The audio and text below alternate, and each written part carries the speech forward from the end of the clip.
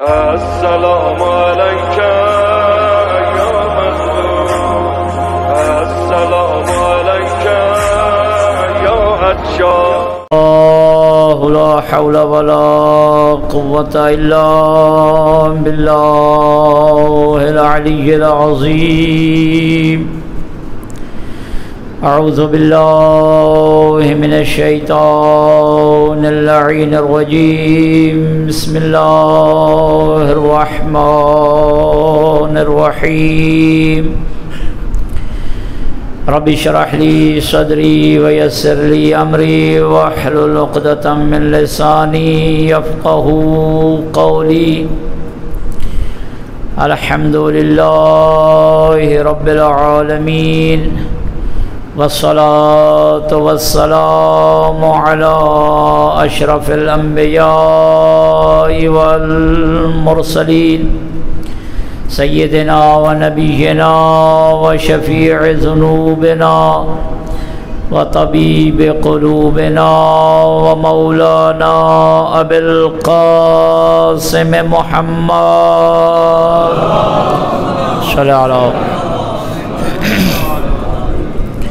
والصلاة والسلام على أهل بيته الطيبين الطاهرين المعصومين المنتخبين المنتجبين الغر الميامين الذين قال الله في شأنهم: إنما يريد الله ليذهب عنكم الرجس أهل البيت ويطهركم تطهيرا.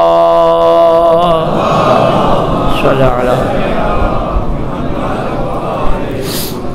ورحمة الله على محبيهم ومواليهم وشيعتهم أجمعين، ولعنة الله على أعدائهم وظالميهم وغاصبي حقوقهم ومنكري فضائلهم من يوم عداوتهم إلى قيام يوم الدين. أما بعد، فقد قال أمير المؤمنين علي بن أبي طالب عليهم السلام: وَلَقَدْ عَلِمَ الْمُسْتَحْفِظُونَ مِنْ أَصْحَابِ النَّبِيِّ مُحَمَّدٍ صلى الله عليه وآله أنه ليس فيهم رجل له منقبة إلا وقد شركته فيها، ولي 70 منقبة لم يشركه فيها أحد منهم. بلندتر الصلوات. اللهم صل على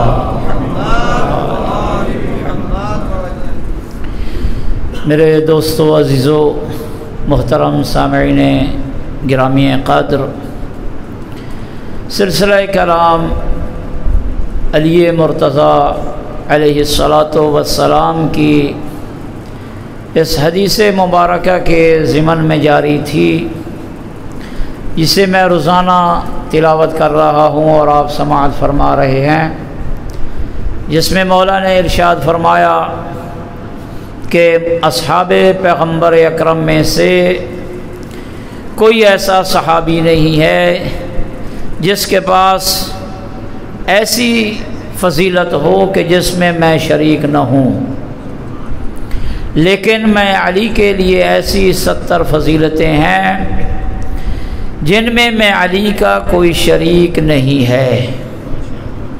ان فضیلتوں میں سے جو فضیلت آج مجھے آگے لے کر جانی ہے وہ کل والی ہی ہے کہ مولا نے ارشاد فرمایا کہ میں نے خود رسول اکرم سے یہ سنا ہے کہ انہوں نے ارشاد فرمایا: میں علی کے حق میں انا مدینۃ العلم وعلی بابھا، کہ میں نبی علم کا شہر ہوں اور علی اس کا دروازہ ہے۔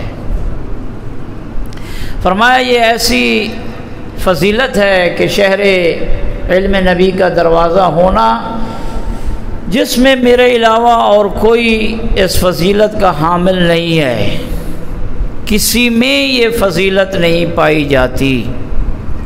عزیزو، علم اہل بیت اطہار علیہم الصلاۃ کی اعلیٰ صفات میں سے ایک صفت ہے، جس کے ساتھ اہل بیت اطہار باقی تمام امت کے لوگوں سے افضل اور اشرف قرار پائے۔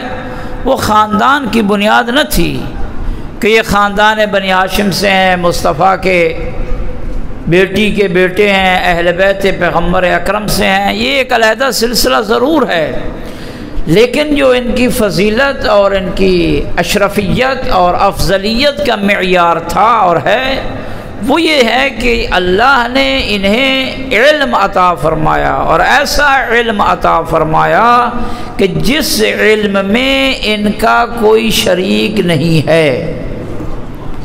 بات یہ نہیں ہے کہ ان کے پاس زیادہ تھا، باقیوں کے پاس تھوڑا تھا۔ یہ سمجھانے کے لیے ہم باتیں کر جاتے ہیں کہ یہ افضل الناس علما، اعلم الناس، کہ اہل بیت اطہار تمام لوگوں میں علم سے افضل یا ان کے پاس زیادہ علم، یعنی باقیوں کے پاس بھی کچھ تھا۔ یہ ایک سمجھانے کے لیے بات ضرور ہے، لیکن حقیقت یہ ہے، توجہ سے یہ جملہ سنیے گا، جو معرفت اور ولایت اہل بیت اطہار کا نور رکھتے ہیں ان کے لیے جملہ سمجھ میں آ جائے سمجھ لینا، نہ آیا تو بعد میں کسی عالم سے پوچھ لینا، بندہ حقیر بھی حاضر ہے۔ یہ نہیں ہے کہ ان کے پاس علم زیادہ اور باقیوں کے پاس علم تھا لیکن تھوڑا، یہ ہے بتایا جاتا ہے۔ حقیقت یہ ہے ان کے پاس جو علم تھا، جس نوعیت کا علم تھا، جس جنس سے وہ علم تعلق رکھتا تھا، وہ علم باقیوں کے پاس تھا ہی نہیں۔ وہ علم باقیوں کے پاس نہ تھا اور نہ ہی ہے۔ وجہ اس کی یہ ہے، بڑی واضح سی اس کی دلیل ہے، لیکن ظاہر ہے کہ جن لوگوں کے آنکھوں پہ پردے پڑے ہوئے ہوں، غشاوہ ہو، اور وہ اس پردے کو ہٹانے کی جستجو بھی نہ کریں، تو وہ یہی کہتے ہیں چند باتوں میں یہ زیادہ جاننے والے تھے، اور باقی جو ہیں افراد صحابہ کرام یا باقی جو امت کے افراد تھے ان میں تھوڑا علم تھا۔ ایسی بات نہیں ہے، بڑا فرق ہے ان دو جملوں میں۔ ہم اور وہ آئے، دنیا سے علم حاصل کیا، اور وہ آئے اللہ سے علم حاصل کر کے۔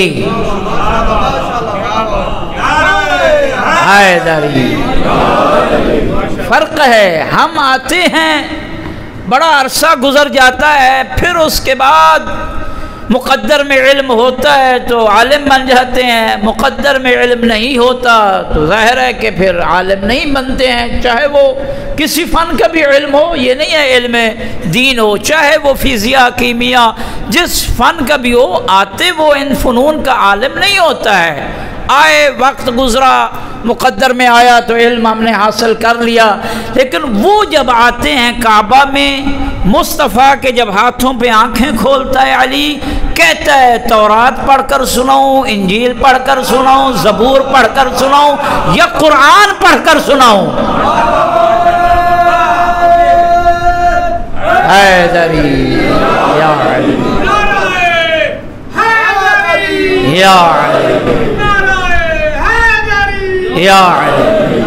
اب یہاں نعرے لگ گئے، میں بھی خوش ہو گیا، ظاہر ہے یہ حوصلہ افزائی ہوتی ہے۔ آپ حضرات کا جو ایک ایمانی جذبہ ہے وہ بھی ماشاءاللہ اس کو بھی ایک اور جلا مل گئی، اور یہ خوشی کا مقام بھی ہے، لیکن غور کریں اس جملہ میں۔ اور میں اکثر اپنی مجالس میں تدبر کے لیے کوئی چیزیں چھوڑ کے جاتا ہوں، سوچئے، علماء سے پوچھئے، ہماری مجالس تدبر کی مجالس ہے نا، غور و فکر کی مجالس، ایسے تو نہیں ایک عالم آ گیا چٹپٹی چیزیں کر کے کہہ کے چلا گیا اور اپنی مرضی کی باتیں کر کے چلا گیا، اور جو اس کے ہاتھ میں آیا اور جو زبان میں آیا، نہیں میرے دوستو، یہاں ہم نے کچھ لے کر جانا ہے۔ یہ مجالس، یہ محافل، یہ ہمیں علم دیتی ہیں۔ عزیزوں، میرے بزرگوں، خوش ہو گئے آپ، ایک تأمل اور تدبر اور غور کے لیے، اور اس میں ڈیپلی غور کرنا ہے۔ علی علیہ السلام جب تشریف لائے کعبہ میں، اور اس وقت جب مرتضیٰ مصطفیٰ کے ہاتھوں میں آئے تو انہوں نے آنکھ کھولی۔ یہاں ایک بڑا پیارا جملہ ہے، اگرچہ ابھی مناسبت نہیں ہے لیکن چونکہ ایک تذکرہ آ گیا۔ بعض جملے ہمارے علماء اور خطباء کے ایسے ہوتے ہیں واقعاً وہ تاریخ کا حصہ بن جاتے ہیں، وہ تاریخی جملے بن جاتے ہیں۔ فرماتے تھے علامہ اظہر حسن زیدی مرحوم فرمایا کرتے تھے کہ مصطفیٰ وہ ہیں جس کے ہاتھوں پہ جب علی آئے تو اس کی بھی آنکھیں کھل گئیں۔ حیدری یا علی، وہ ہیں مصطفیٰ۔ اور فرمایا کرتے تھے کہ مصطفیٰ نے جب زبان چسائی علی مرتضیٰ کو تو فرماتے تھے علی وہ ہیں جسے مصطفیٰ نے پہلے دن سے اپنی زبان دے دی۔ یہ بڑے قیمتی جملے ہوتے ہیں جو معرفت کے۔ تو بہرحال میرے دوستو، عزیزوں اور بزرگوں، علی مرتضیٰ نے جب ملاقات کی مصطفیٰ سے، یا امامت کا نبوت سے جب پہلی ملاقات ہوئی، تو امیر المومنین نے کیا فرمایا جو ابھی میں نے عرض کیا؟ حضرت نے فرمایا یا رسول اللہ، تورات پڑھ کر سناؤں، انجیل پڑھ کر سناؤں، زبور پڑھ کر سناؤں؟ یہاں تک تو بات سمجھ میں آ جاتی ہے۔ تورات سابقہ امتوں کی کتاب نازل ہو چکی، اللہ نے علم دے دیا۔ زبور نازل ہو چکی، علم دے دیا۔ انجیل نازل ہو چکی، ان کو علم دے دیا۔ بھائی ابھی قرآن نازل نہیں ہوا، علی کہہ رہے ہیں بتائیے مصطفیٰ قرآن پڑھ کر سناؤں؟ حیدری، سمجھ میں آیا رضی اللہ اور سلام اللہ کون ہوتے ہیں؟ جو قرآن آنے کے بعد قرآن کا رٹا لگا کے حفظ کر کے شبینے پڑھیں، ہم سب مل کے دعائیں مانگتے ہیں اللہ ان پر راضی ہو جائے۔ جو ابھی قلب مصطفیٰ پہ قرآن نازل نہیں ہوا، اگر اسے کوئی قرآن پڑھ کے سنائے اسے سلام اللہ کہتے ہیں۔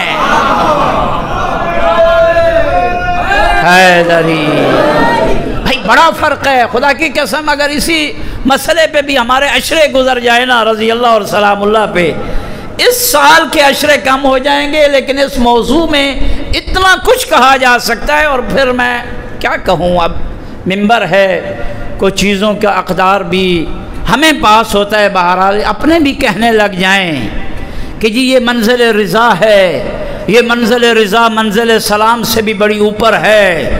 پھر وہ چیزیں بیان کرنا کہ جن چیزوں کا ہمیں آپ کو پتہ ہی نہیں ہے، اور یہ دلیلیں بیٹھ کے دینا کہ خود حضرت امام حسین کے حق میں یہ آیا نازل ہوئی اور کہا یا ایتھا النفس المطمئنہ ارجعی الی ربک راضیۃ مرضیہ، اور اس سے یہ کہنا کہ اللہ نے اپنے حسین کے لیے بھی تو کہا ہے۔ میرے دوستو، میرے عزیزوں اور بزرگوں، ہم کسی ان پڑھ مولوی سے پڑھ کر عالم نہیں بنے ہیں،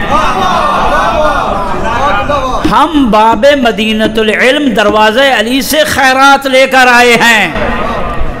یہ چیزیں یہاں نہیں بکیں گی۔ اب راضیۃ مرضیہ نفس حسین ہے، اور یہ راضیہ اسے کہتے ہیں، مرضیہ اسے کہتے ہیں جو نفس اللہ پر راضی ہو گیا اور اللہ اس پر بھی راضی ہو گیا۔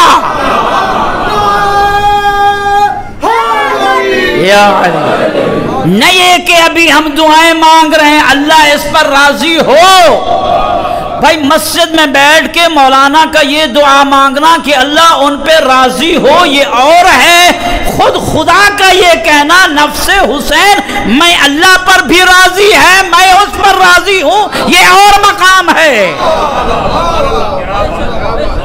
یہ مقام ہی اور ہے، یہ منزل رضا ہی اور ہے، وہ رضا اور ہے جس کے لیے ہر ایرا غیرہ دعا مانگ رہا ہے، یہ وہ منزل رضا ہے۔ توجہ رکھیے گا، راضیۃ مرضیہ، نفس حسین ایسا نفس ہے جو اللہ پر راضی ہو گیا۔ کوئی ایسی رضا حسین تو ہے جو اللہ کو بھی مطلوب ہے۔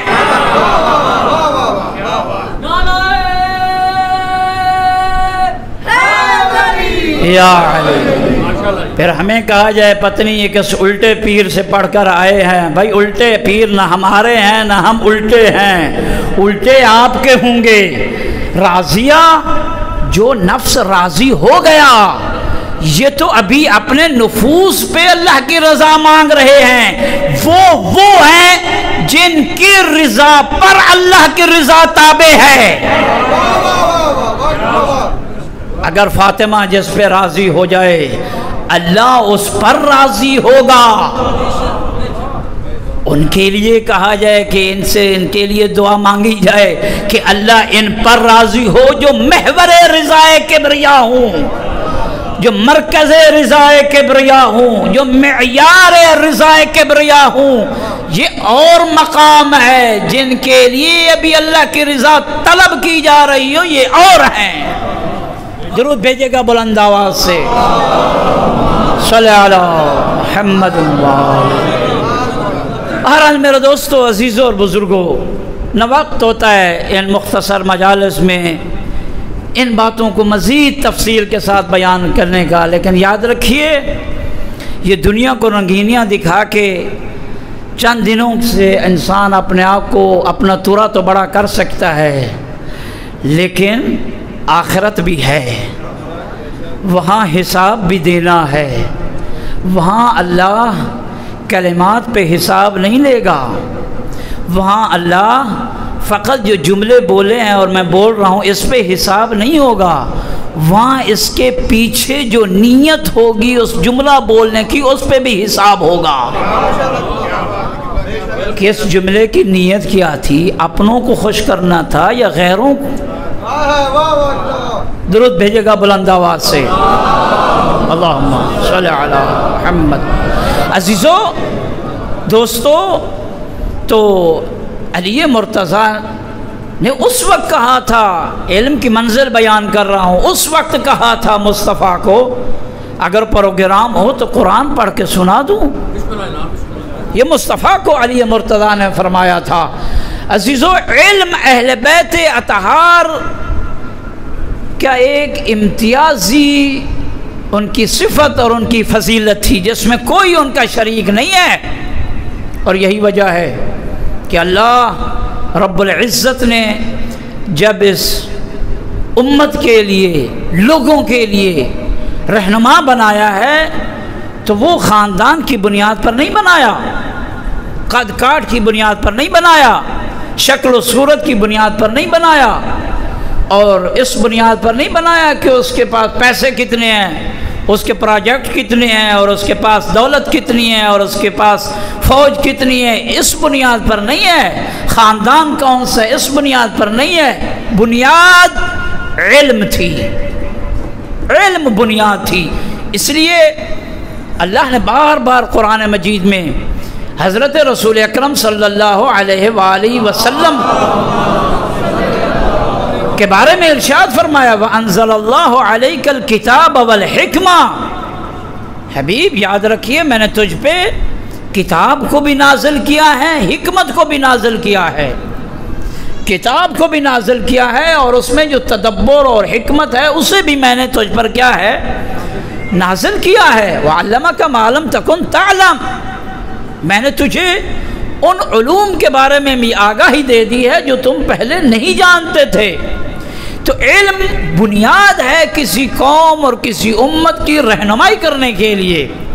یہ تو آج ہمارے زمانے کا یہ المیہ ہے کہ اہل علم، اور یہ پہلے دن سے ہے کہ اہل علم کو اس کی وہ مقام نہیں دیا گیا. لیکن اگر آپ غرب کا مطالعہ کریں تو وہ ان چیزوں کی طرف اب آ چکے ہیں اور بڑے عرصے سے وہ آ چکے ہیں. ہم تو آج یہ باتیں کر رہے ہیں کہ ہماری حکومتیں، ہمارے سربراہ ٹیکنوکریٹ ہونے چاہیے جو ماہر فن ہوں. اگر بجلی میں ہم نے کسی کو وزیر لگانا ہے تو اس میں جو ماہر ہوگا، ہیلتھ میں کوئی وزیر بنانا ہے تو اس میں جو ماہر ہوگا. اسی طریقے سے اگر ہم نے کسی اور شعبے میں وزارت دینی ہے تو کم از کم اس شعبے کی اس کے پاس ڈگری ہونی چاہیے. اب ہمارے اسلامی ممالک اس طرح متوجہ، غرب اس سے پہلے متوجہ ہو چکا ہے. ٹیکنوکریٹ کی حکومتیں ان کے پاس، ماہرین کی اس لیے وہ لوگ کامیاب ہیں. یہ ٹیکنوکریٹ کا حکومت ہونا اور ان جیسے افراد کا وزراء بننا، یہ اسلام کی اساس ہے۔ اسلام نے ماہرین اور مہارت کی بنیاد پہ انہیں امت کی رہنمائی عطا فرمائی۔ ایسے نہیں تھا کہ ان لوگوں کو اسلام میں مقام دیا گیا، اسلام میں مقام نہیں دیا گیا ان لوگوں کو کہ اگر ان سے کوئی مسئلہ بھی پوچھا جاتا تو وہ کہتے میں گھر سے بیٹی سے پوچھ کر آتا ہوں۔ یہ اسلام نے ان کو مقام نہیں، مسلمانوں نے، چند مسلمانوں نے بیٹھ کر دے دیا۔ تو اسلام کی بنیاد ہے نالج، علم کے بل بوتے پہ میرے دوستو، عزیز اور بزرگوں، میں نے اگر اس پہ عشرے میں پڑھ دوں وہ کم نہیں ہوں گے۔ علم اساس ہے رہنمائی کی، قیادت کی، مرجعیت کی، رہبریت کی، علم اساس ہے۔ اس لیے ہمارے مذہب میں، مکتب میں جو بھی جس کی طرف ہم رجوع کرتے ہیں، جنہیں ہم مرجع کہتے ہیں، اور ہمارے وہ مجتہد ہوتے ہیں، وہ کوئی سلسلہ نقش بندگیہ اور اس سلسلے کے عنوان سے نہیں ہوتا کہ باپ تھا بیٹا ہوگا، بیٹا چلا گیا پوتا ہوگا، ایسے نہیں ہے۔ ہمارے ہاں معیار علم ہے، اور ایک اہل علم کی جماعت بیٹھتی ہے اور وہ پرکھتی ہے اور پھر اس کے بعد اعلان کرتی ہے اب یہ صلاحیت رکھتا ہے قوم کی رہنمائی کرنے کی۔ علم معیار ہے، اور آج تک یہ معیار قائم ہے اور باقی رہے گا، اور اسی علم کی بنیاد پر پوری امت علی کی محتاج ہوئی، لیکن علی امت کے کسی فرد کا بھی محتاج نہ ہوا، علم کی بنیاد پر۔ اور علی کے سامنے جب پتہ چلا نا کہ 4 لوگوں پہ فاحشہ، بدکاری یعنی زنا کی تہمت ثابت کر دی گئی ہے، اور اس پہ اس وقت کے حاکم اور خلیفہ نے یہ حکم لگا دیا کہ اب ان پہ حد جاری ہوگی۔ جب مولا کائنات کو خبر ملی کہ حاکم نے تو فیصلہ سنا دیا اس پہ حد جاری ہوگی، اب محافظ شریعت علی آئے، محافظ دین مصطفیٰ آئے، اگرچہ وہ خلافت میں نہیں تھے۔ یہ ہمارے نوجوان یہ اکثر سوال کرتے ہیں کہ علی تو ان کے ساتھ ساتھ رہے اور آتے اور جاتے، اور ان کی مسئلے اور ان کی باتیں، ان کی باتوں کو حل نہیں کرتے تھے، ڈوبتی اسلام کی کشتی کو بچاتا تھا علی۔ فرق ہے، اسلام کا دفاع کر رہا ہوتا تھا علی، ذاتیات کی جنگ ہماری رہی ہی نہیں ہے۔ علی کو پتہ چلا کہ یہ تو ایک طرف اسلامی حکومت کا ٹائٹل ہے، خلیفۃ المسلمین ہے، دوسری طرف یہ جو حکم جاری ہو رہا ہے یہ شریعت مصطفیٰ کے عین منافی اور اس کے برخلاف ہے۔ علی مرتضیٰ آتے ہیں، کہتے ہیں کہ یہ حد جو جاری کی گئی ہے یہ صحیح نہیں ہے، اللہ کی شریعت کے خلاف ہے، اس کے رسول کے احکام کے خلاف ہے، ایسے نہیں ہے۔ 4 کو آپ نے ایک لاٹھی سے ہانک دیا اور سب پہ ایک قسم کی حد جاری ہوگی، ایسے نہیں ہے۔ ان 4 میں ایک کافر ذمی ہے، اس کو قتل کرنے کا حکم ہے اسلام میں۔ ان میں ایک ایسا ہے جو شادی شدہ ہے اور اس نے یہ زنا کیا ہے، اس کو سنگسار کرنے کا حکم ہے۔ ان میں ایک ایسا ہے جو کنوارا ہے اور اس نے یہ زنا کا ارتکاب کیا، اس پہ 80 کوڑے لگیں گے۔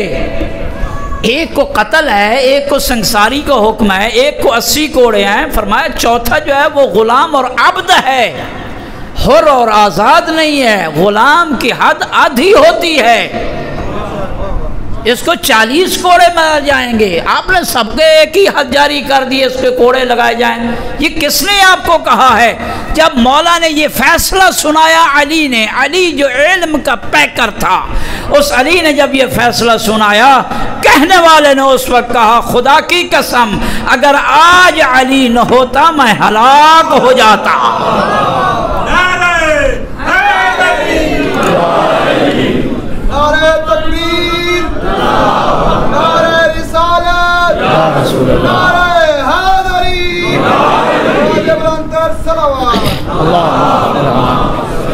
عزیزو، جب سلونی کا دعویٰ کیا نا، کیا کمال کا جملہ ارشاد فرمایا مولا کائنات نے، لوگ تعجب کرنے لگ گئے کہ علی آپ فلکیات کے بارے میں بتانا چاہتے ہیں، آسمان کے بارے میں بتانا چاہتے ہیں، زمین کے بارے میں، حیران ہونے لگ گئے۔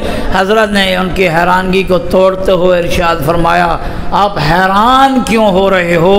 ھذا من لعاب رسول اللہ، یہ میں نے مصطفیٰ کے لعاب چوس کر حاصل کیا ہے، اور آپ تعجب کر رہے ہو۔ یہ تعجب کرنے کی بات ہے۔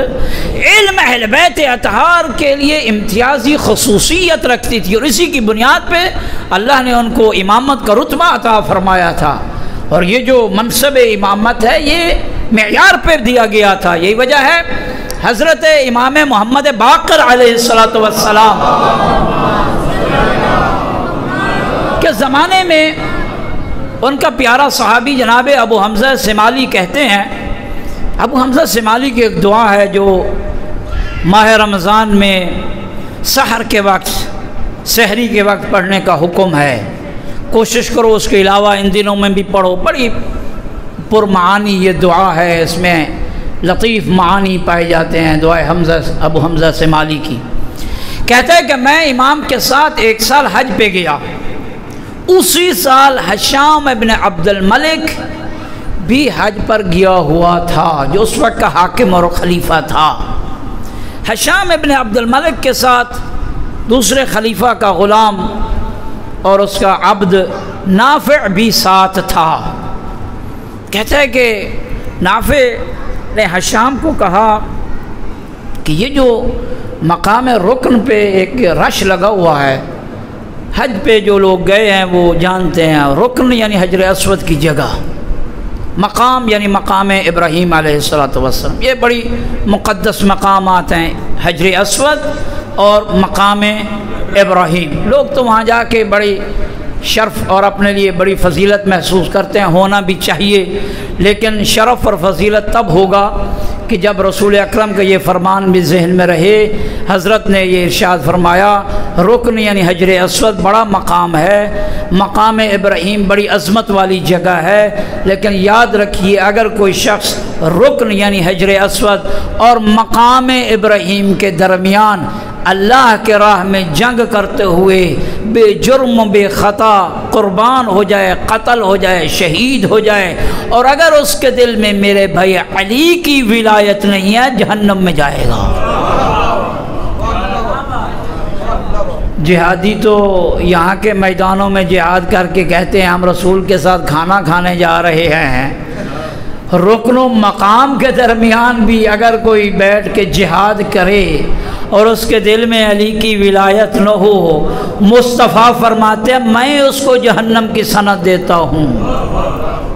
عزیزوں بزرگوں، تو رکن پہ اس نے رش دیکھا، ہشام ابن عبد الملک سے اس نافع نے پوچھا یہ رش کیسا ہے، یہ آدمی کون ہے جس کے ارد گرد یہ لوگ ہیں؟ ہشام نے کہا یہ اہل بیت اطہار کا ایک فرد ہے، باقر، اور محمد اس کا نام ہے، باقر اس کا لقب ہے، یہ وہ ہے۔ کہتا ہے کہ میرے پاس چند سوالات ہیں، جو سوالات نہ نبی بیان یہ وہ سوالات ہیں جو یا نبی بیان کر سکتا ہے یا وصی نبی بیان کر سکتا ہے۔ ہشام نے کہا بڑی اچھی بات ہے، ان سوالات کو لے کر جائیے، اور ہو سکتا ہے کہ وہ ان سوالات کا جواب نہ دے سکے، اسے خجالت ہوگی، اس کی اس پبلک کے سامنے، رش کے سامنے توہین ہوگی، اور ہمارا جو ہے وہ مقام بنے گا اور ہماری عزت میں اضافہ ہو جائے گا۔ لے جائیے سوال، دیر کس بات کی ہے۔ نافع جاتا ہے، جا کر کہتا ہے کہ میرے پاس کچھ سوالات ہیں۔ پہلے کہتا ہے میں نے تورات کا مطالعہ کیا، میں نے زبور کا مطالعہ کیا، میں نے انجیل کا مطالعہ کیا، میں نے قرآن کا مطالعہ کیا، میں حلال الہی کو جانتا ہوں، میں حرام الہی کو جانتا ہوں، میں جانتا ہوں، اور میرے پاس کچھ ایسے سوالات ہیں جو یا نبی بتا سکتا ہے یا وصی نبی بتا سکتا ہے، تو کیا میں کچھ سوال پوچھ سکتا ہوں؟ باقر العلوم نے ارشاد فرمایا سل ما بدأ لک، جو تیرے جی میں آئے پوچھ، تیاری کر کے سوالات کے جواب دینا اور بات ہے، فعل بدی بیٹھ کے کسی موضوع پہ آئے ہوئے سوال کا ایک سے زیادہ جواب دینا یہ اہل بیت کی شان ہے۔ حضرت نے فرمایا کہ سلما بدالک، جو تیرے جی میں پوچھ، جو پوچھنا ہے پوچھ۔ کہتا ہے کہ یہ بتائیے جناب عیسیٰ نبی اللہ علیہ السلام اور جناب محمد مصطفیٰ صلی اللہ علیہ وآلہ وسلم کے درمیان کتنے سالوں کا فرق تھا؟ کم بین عیسیٰ و محمد من سنۃ، عیسیٰ اور محمد کے درمیان کتنے سالوں کا فرق تھا، یعنی عیسیٰ کے جانے کے کتنے سال بعد محمد مصطفیٰ صلی اللہ علیہ وآلہ وسلم تشریف لائے۔ یہ تمہید تھی، در حقیقت سوال اس کا آگے تھا۔ تو حضرت نے کیا ارشاد فرمایا؟ حضرت نے ارشاد فرمایا اجیبک بقولک ام بقولی، فرمایا میں تیرے مذہب کے مطابق جواب دوں یا اپنے رائے کے مطابق جواب دوں؟ جو سائل کے مذہب کو بھی پہچانتا اور جانتا ہو اسے اہل بیت اطہار کہتے ہیں۔ کہنے لگا عجبنی بقولین، دونوں قولوں کے بارے میں جواب دیجئے، دونوں مذاہب کے مطابق جواب دیجئے۔ حضرت نے ارشاد فرمایا آپ کے نزدیک جو فاصلہ ہے وہ 600 سال کا ہے ان دو نبیوں کے درمیان، اور ہمارے نزدیک جو عیسیٰ و محمد کے درمیان کا فاصلہ ہے وہ 500 سال کا ہے۔ کہتا ہے ٹھیک ہے، 500 سال، بہرحال جس روایت میں 500 سال کا یہ فاصلہ، آپ کے نزدیک 600 سال کا فاصلہ۔ اب یہ کہتے ہیں کہ اچھا اگر اس طرح ہے، اب سوال اصل شروع ہوتا ہے۔ یہ تمہید تھی۔ کہتے ہیں مجھے اس آیہ مجیدہ کے بارے میں بتاؤ کہ جس میں اللہ رب العزت ارشاد فرما رہا ہے وَسَلْ مَنْ أَرْسَلْنَا مِنْ رُسُلِنَا مِنْ قَبْلِكَ، اے حبیب پوچھو ان رسولوں سے جو تجھ سے پہلے میں نے بھیجے ہیں۔ کیا پوچھو؟ اجعلنا من دون الرحمن آلہۃ یعبدون، کیا ہم نے ان کے لیے اللہ اور رحمان کے علاوہ کوئی معبود بنایا تھا؟ حبیب یعنی محمد مصطفیٰ پوچھئے ان رسولوں سے جو آپ سے پہلے میں نے بھیجے، ان سے پوچھئے کیا میں نے ان کے لیے رحمان اور اپنی ذات کے علاوہ کوئی اور معبود بنایا تھا؟ کہتے ہیں جب مصطفیٰ اور عیسیٰ کے درمیان 500 سال کا فاصلہ ہے، باقی انبیاء تو ان سے بھی پہلے تھے، کس طرح محمد نے انبیاء سے پوچھ لیا اور اللہ نے بھی فرمایا کہ پوچھئے ان رسولوں سے کہ میں نے ان کے لیے رحمان کے علاوہ کوئی معبود بنایا؟ جناب باقر العلوم نے ایک آیہ مجیدہ کی تلاوت فرمائی، فرمایا بسم اللہ الرحمن الرحیم سبحان الذی اسری بعبدہ لیلا من المسجد الحرام الى المسجد الاقصی الذی بارکنا حولہ لنریہ من آیاتنا۔ بابرکت ہے وہ ذات کہ جس نے مصطفیٰ کو مسجد الحرام سے مسجد اقصی تک کی سیر کروائی اور وہاں اللہ نے اپنی نشانیاں دکھائیں۔ فرمایا تو نے قرآن کی اس آیت کو پڑھا ہے اور اس کی تفسیر کو جانتے ہو؟ کہنے لگا کیا ہے اس کا، اس سے کیا تعلق ہے؟ حضرت نے ارشاد فرمایا ہمارا نانا مصطفیٰ جب ان کو معراج کروائی گئی، لیلۃ المعراج، جب ہمارے نانا کو معراج کروائی گئی اور وہاں گئے، وہاں اللہ نے اپنی نشانیوں دکھائی اور نشانیوں کا مطالعہ کروایا۔ ان نشانیوں میں ایک نشانی یہ ہے کہ اللہ نے تمام انبیاء اور رسولوں کو محشور کیا اور جبرائیل کو حکم دیا کہ جبرائیل آذان دو۔ جبرائیل سید الملائکہ نے آذان دی، تمام نبیوں اور رسولوں کو اٹھایا اور میں سید الرسل کو کہا ان تمام نبیوں کو جماعت کرواؤ۔ میں نے ان کو نماز پڑھوائی، نماز پڑھوانے کے بعد اللہ نے مجھ پر یہ آیت نازل کی اور فرمایا حبیب ان سے پوچھئے کہ میں نے رحمان کے علاوہ کوئی اور معبود بنایا ہے؟ یا علی، میں نے پھر اس وقت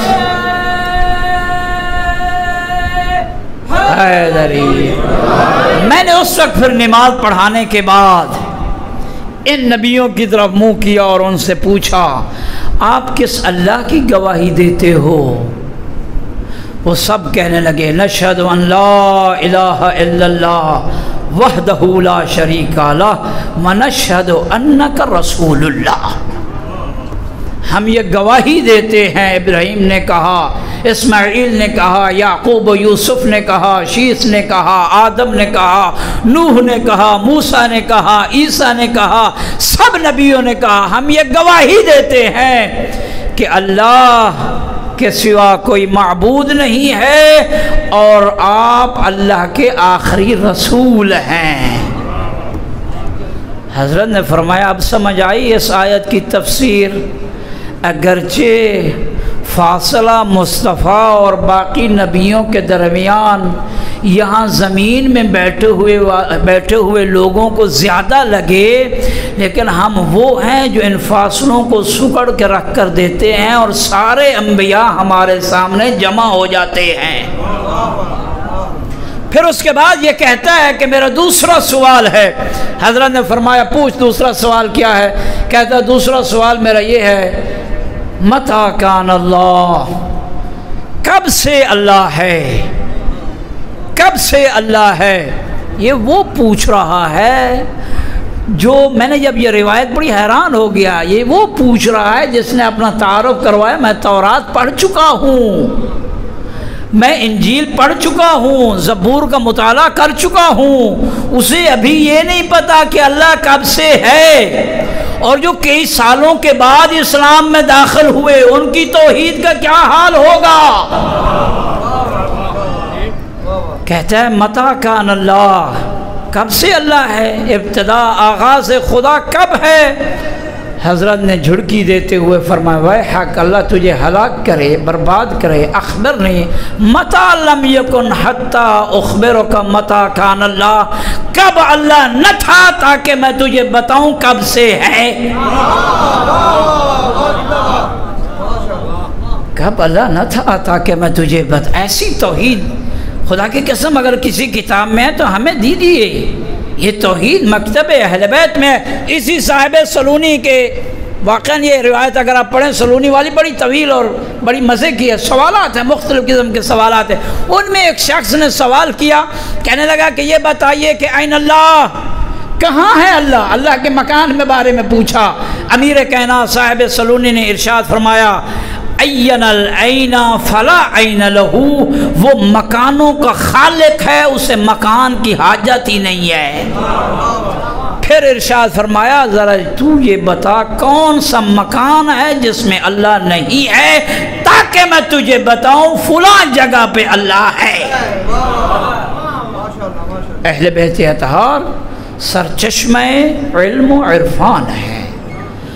اگر اس پہ مجلس نے جیسے میں نے عرض کیا عشرے ختم ہو جائیں، لیکن اہل بیت اطہار کے یہ علم کے فضائل ختم ہی نہیں ہو سکتے. عزادارو، کربلا میں دو قسم کے قافلے تھے، دو قسم کی فوجیں تھیں.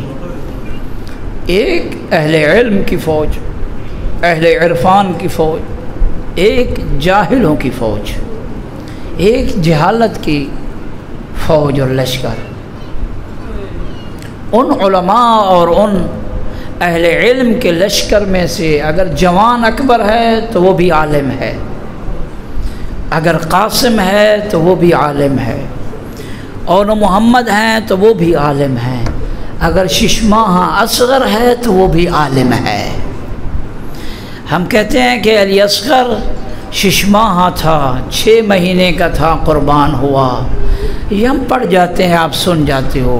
حقیقت یہ ہے جب علی اصغر کو قربانی کے لیے رباب مدینے سے لے کر نکلی 18 دن کا تھا. چھوٹی اولاد والو ذرا اپنی اولاد کو بھی سامنے رکھیے، حسین کے چھوٹی قربانی کو بھی سامنے. رباب کو پتہ تھا میں کہاں جا رہی ہوں.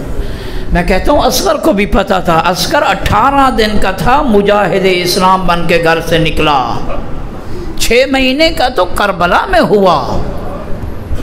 حضرتارو یہ وہ شہید ہے کربلا کا، ایسا شہید ہے کربلا کا واقعاً جس کو دشمن بھی روئے ہیں، دشمن بھی روئے ہیں. کربلا سے کوفہ، کوفہ سے شام، جب یہ لٹا ہوا قافلہ جا رہا تھا نا، نوکے سینہ پہ سر تھے، کوفہ اور شام کی عورتیں، سنگ دل عورتیں، بنی امیہ کے مزاج میں پسی ہوئی عورتیں دیکھتی تھیں جب سروں کو نا نوکے سینہ پہ اکبر کا سر دیکھتی، کہتی جوان ہے، جنگ کی ہوگی، کربلا میں جنگ ہوئی ہوگی، جوان ایک دوسرے سے لڑتے ہیں، اس نے بھی کئیوں کو قتل کیا ہوگا، یہ بھی قتل ہو گیا۔ عباس کے سر کو دیکھتے، چہرے کو دیکھتے، کہتے کربلا میں جنگ ہوئی ہوگی۔ قاسم کا سر دیکھتے، کہتے جنگ ہوئی۔ اون محمد کا سر دیکھتے، کہتے تلوار اٹھا سکتے ہیں، جنگ کی ہوگی۔ عزادارو جب اصغر کا سر دیکھتے نا، رو کر یہ عورتیں کہتی کربلا میں جنگ نہیں، ظلم ہوا ہے۔ اجرکم اللہ، کربلا میں جنگ نہیں، ظلم ہوا ہے۔ چھوٹی چھوٹی اولاد والو، پھر یہ عورتیں کہتی دعا کرو، جب یہ چھوٹا اصغر شہید ہو رہا تھا اس کی ماں مر گئی ہو۔ جب یہ بات آتی نا ماں مر گئی ہو، پیچھے بیٹھی ہوئی رباب کی کوک آتی، رو کر کہتی زندہ بھی ہوں، اصغر کے قاتل سے ہم کلام بھی ہو رہی ہوں، زندہ بھی ہوں۔ عزادارو کربلا کے واقعہ کے بعد ساری بیویاں مختار کے انتقام لینے کے بعد چھاؤں پہ بھی بیٹھی ہیں، نہائی بھی ہیں، سر میں تیل بھی ڈالا ہے، ٹھنڈی ہوا پر بھی بیٹھی ہیں۔ رباب ایسی بیوی ہے، زندگی بھر مدینہ میں بھی دھوپ پہ زندگی گزار دی، رو رو کر یہی کہتی تھی میرا اصغر دھوپ پہ پڑا تھا، میں کیسے چھاؤں پہ بیٹھوں، کیسے آرام کروں۔ عزادارو یہ انتقام لیا نا مختار نے، جب مختار نے انتقام لیا تو مختار نے جب بلایا نا حرملہ کو، حرملہ کو بلا کر پوچھا، مختار کی عادت تھی جب انتقام لیتا، آج لوگ مختار پہ بھی اعتراض کر رہے ہیں، یہ وہ مختار ہے جس کے عمل سے بیویوں کو ٹھنڈک محسوس، اور جس کے انتقام سے سید سجاد نے ٹھنڈا پانی پیا۔ عزادارو اہل بیت کو مت نہ ستاؤ، زیادہ نہ ستاؤ، بڑے ستائے ہوئے ہیں۔ عزادارو مختار نے جب انتقام لیا، عادت تھی مختار کی، انتقام لینے سے پہلے پوچھتا تھا تو نے کربلا میں کیا کیا، پھر انتقام لیتا تھا۔ حرملہ کو بلا کے پوچھا تو نے کربلا میں کیا کیا، حرملہ نے کہا تو نے انتقام لینا ہے، انتقام کرے، نہ پوچھ، کربلا میں نے بڑا نقصان کیا ہے گلستان زہرا کا۔ کہتا ہے نہیں تجھے بتانا پڑے گا، کہتا ہے میرے پاس 3 تیر تھے، ہر تیر نے زہرا کے گھرانے کو اجاڑا ہے۔ کہتا ہے مختار تجھے بتانا ہوگا کہاں تو نے یہ تیر چلائے۔ حرملہ نے کہا پہلا تیر میں نے اس وقت چلایا جب عباس کے بازو قلم ہو چکے تھے، مشکیزے کا تسمہ منہ میں تھا، پانی لے کے خیمے کی طرف جا رہا تھا، میں نے تیر چلایا، مشکیزے میں نہیں لگا، عباس کی آنکھ میں لگا۔ اجرکم اللہ، اجرکم اللہ، سنبھل کے سنیے، عباس کی آنکھ میں لگا۔ دوسرا تیر، کہتا ہے دوسرا تیر میں نے اس وقت چلایا جب حسین کی پیشانی پہ پتھر لگا ہوا تھا، حسین جھک کے پیشانی سے خون صاف کر رہے تھے، حسین جھکے ہوئے تھے، میں نے تیر چلایا، حسین کے سینے میں پیوست ہوا، یہ تیر حسین نے پشت سے نکالا، خون کا فوارہ نکلا۔ عزادارو حسین نے رو کر کہا ابھی میں پہلا زخم صاف نہیں کر پایا۔ اجرکم اللہ، اجرکم اللہ، پتہ نہیں یہ بات میں پڑھ سکوں یا نہ پڑھ سکوں۔ عزادارو تیسرا تیر، اس وقت حرملہ رونے لگ گیا، حرملہ رونے لگ گیا، کہتا مختار انتقام لے، تیسرے تیر کا نہ پوچھ۔ مختار تیسرے تیر کا نہ پوچھ. مختار نے کہا تجھے بتانا ہوگا. کہتا ہے تیسرا تیر پہلے 2 تیروں سے بھاری تھا. تیسرا تیر دکھائی دینے میں 1 تھا لیکن 3 شعبہ تیر تھا. ہائے رباب تیرے اصغر کی اپنی قسمت. 3 شعبہ تیر. کہتا ہے ہرملا یہ ایسا تیر تھا جو جنگوں میں انسانوں پر نہیں چلایا جاتا, گھوڑوں اور اونٹوں کو نہر کرنے کے لیے استعمال ہوتا ہے. ہرملے نے اس تیر کی خصوصیات بیان کی. کہتا ہے یہ وہ تیر تھا اگر اصغر حسین کے ہاتھوں پہ نہ ہوتا نا, جدھر جدھر تیر جاتا ادھر ادھر اصغر جاتا. عزادارو, چھوٹی چھوٹی اولاد والو, مختار پوچھتا جا رہا ہے.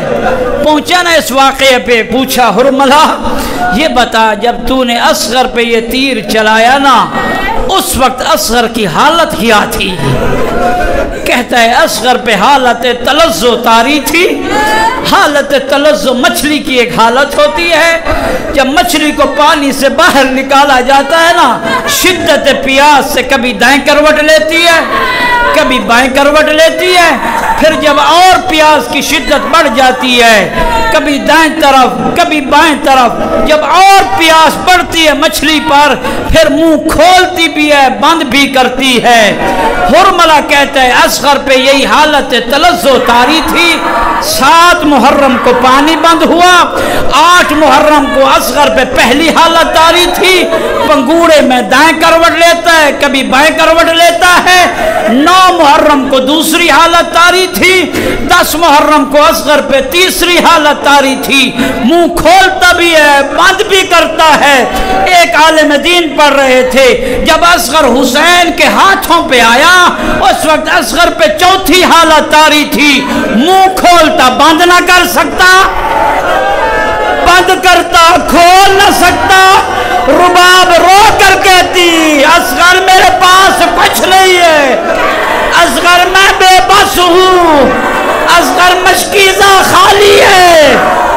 عزادارو سنبھل کے کہتا ہے یہ حالت طاری تھی, یہ حالت طاری تھی. عزادارو کربلا میں کوئی ایسا شہید نہیں ہے جسے حسین نے شہید ہوتے دیکھا ہو. کربلا میں کوئی ایسا شہید نہیں ہے جسے حسین نے شہید ہوتے دیکھا ہو. اصغر ایسا شہید ہے جس کے قاتل کو حسین نے تیر اٹھاتے بھی دیکھا, تیر کو کمان میں ڈالتے بھی دیکھا, کمان سے نکلتے اصغر کے گلے میں پیوست ہوتے بھی دیکھا. اور یہی کا اصغر سنبھل کے تیر آ رہا ہے. آدم سے لے کے خاتم تک انبیاء صف بنا کر کھڑے ہیں. سارے نبیوں کی محنت تجھ پر منحصر ہے. عزادارو اصغر کو تیر لگا. صبح من الورید الى الورید. عزادارو بس آخری روایت زحمت تمام. کربلا میں کوئی ایسا شہید نہیں ہے جو 3 بار شہید ہوا ہو. اصغر 6 ماہ کا قربانی عظیم ہے. 3 بار اصغر شہید ہوا. چھوٹی چھوٹی اولاد والو دعا کیجئے جو بے اولاد ہے اصغر کے صدقے اللہ انہیں اولاد عطا فرمائے. عزادارو اصغر 3 بار شہید ہوا. پہلی بار جب ہرملے نے تیر چلایا اس وقت اصغر شہید ہوا. دوسری بار کب شہید ہوا؟ 11 محرم ہے. ابن سعد نے سر گننے شروع کیے. جب سر گنے نا 1 سر کم تھا, 1 سر کم تھا. کہتا ہے کہ اصغر کا سر نہیں مل رہا, 1 سر کم ہے.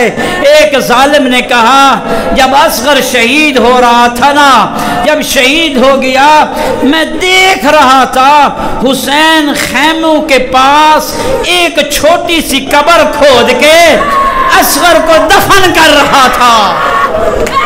ہائے حسین کی محنت، ہائے حسین کی محنت کہ میرے اصغر کا سر قلم نہ ہو۔ عزادارو، اس ظالم نے جب یہ کہا نا، ابن سعد نے حکم دیا نیزے ہاتھ میں لے لو، نیزے ہاتھ میں لے لو، کربلا کی زمین پہ تلاش کرو اصغر کا لاشا۔ عزادارو، اب نیزے ہاتھ میں ہیں، ایک ملعون کا نیزہ ایک نرم جگہ پر گیا، جب اس نے نیزہ اٹھایا نیزے پہ اصغر کا لاشا سوار تھا۔ دوسری بار اصغر شہید ہو رہا ہے، اس نیزے پہ اصغر کا لاشا سوار، تیسری بار اصغر شہید ہوا۔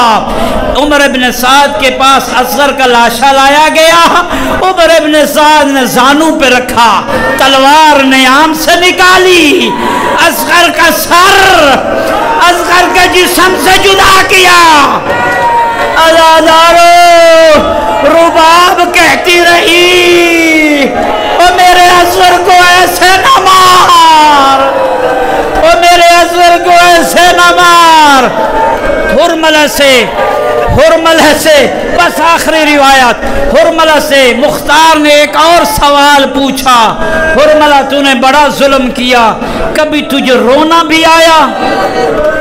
کبھی تجھے رونا بھی آیا؟ کہتا ہے ہاں، ایک وقت میرے آنکھوں سے آنسو جاری ہوئے۔ کب؟ کہتا ہے جب اصغر شہید ہو گیا، حسین کے ہاتھوں پہ تھا، حسین خیمے کی طرف لے کر چلتے ہیں، 7 بار حسین لے کر جاتے بھی ہیں، واپس بھی آتے ہیں، رو کر یہی کہتے ہیں سکینہ مر